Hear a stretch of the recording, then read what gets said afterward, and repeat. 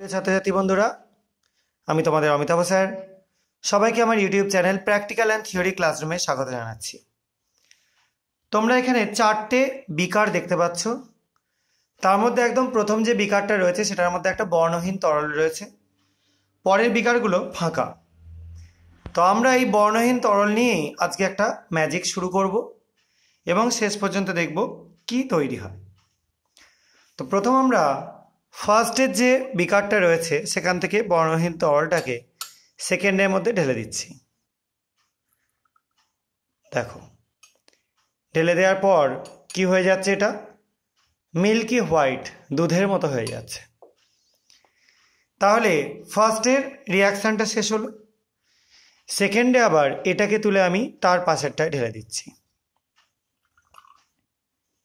নিশ্চয়ই দেখতে পাচ্ছ কি কালার তৈরি হচ্ছে, একটা রেডিশ পিঙ্ক কালার তৈরি হয়ে যাচ্ছে।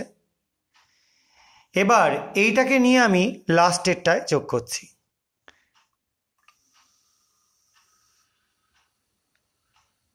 দেখো, পুরো কালারটা আস্তে আস্তে চলে যাচ্ছে এবং কার্বন ডাইঅক্সাইডের মতো বাবলস উঠছে, যেরকম লেমনেড বা এইসবের জিনিসের মধ্যে ওঠে।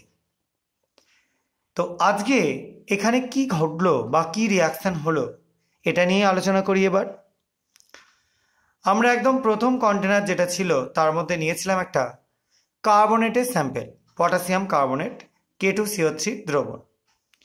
পরের যেটা ছিল তার মধ্যে ছিল বেরিয়াম ক্লোরাইড সলিউশন। সেটা যদিও আমি যেহেতু বিকারটা সামনে রেখেছি অতটা ভালো বুঝতে পারা যাচ্ছিল না। এই বেরিয়াম ক্লোরাইডের মধ্যে যখনই আমরা এই কার্বনেটের স্যাম্পেল যোগ করছিলাম, বেরিয়াম কার্বনেটের জন্য এই সাদা রঙের দুধের মতো একটা লেয়ার তৈরি করছিল, সলিউশন তৈরি করছিল। যাই হোক, এবার এটাকে তার পরে যখন ঢাললাম তার মধ্যে ছিল কিছুটা ফেনলাফথ্যালিন। ফেনলাফথ্যালিনের মধ্যে যেহেতু কার্বনেটের স্যাম্পেল দেওয়া হচ্ছে সেই জন্য আসলে তার মধ্যে তার মানে বেস যোগ করা হচ্ছে বা অ্যালকালি যোগ করা হচ্ছে। সেই জন্য ফেনলাফথ্যালিনের অ্যালকালিতে যা কালার সেই কালারটাই তৈরি হয়েছিল।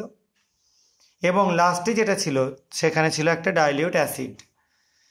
তার মধ্যে আমরা যখন ফাইনাল এই কার্বনেটের স্যাম্পেলটা যোগ করে দিলাম তখন দেখতে পাচ্ছ কার্বন ডাইঅক্সাইডে এভারভেসেন্স উঠছে। দেখো, এখনও পর্যন্ত উঠে যাচ্ছে কন্টিনিউ, ঠিক আছে, কারণ এখনও রিয়াকশানটা কমপ্লিট হয়নি। সবাই নিশ্চয়ই দেখতে পাচ্ছ বুদবুদ আকারে উঠছে বা বাবলস আকারে উঠছে। অর্থাৎ এখানে আমরা কার্বনেটের একটা স্যাম্পেলের বিভিন্ন রকম অবস্থায় কি কি রং কি কি বর্ণ দেখাচ্ছে সেটা দেখলাম।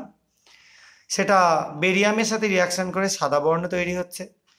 সেই স্যাম্পেলটাই যদি আমরা কোনো ফেনলাফথ্যালিন সলিউশনের মধ্যে অ্যাড করি তাহলে সেটা পিঙ্ক কালার হয়ে যাচ্ছে তার নিজস্ব ক্ষারকীয় ধর্মের জন্য, এবং সেটা অ্যাসিডে যোগ করলে কার্বন ডাইঅক্সাইড তৈরি হয়ে বেরিয়ে যাচ্ছে এবং কালারটা আবার ফার্দার যেরকম ছিল সেরকমই হয়ে যাচ্ছে, কারণ ফেনলাফথ্যালিনের অ্যাসিডে কালারটা হচ্ছে কালারলেস।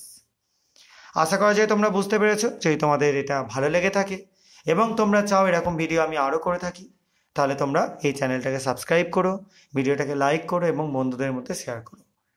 আজকের মতো এটুকুনি। সবাই খুব ভালো থাকবে, সাবধানে থাকবে। বাই।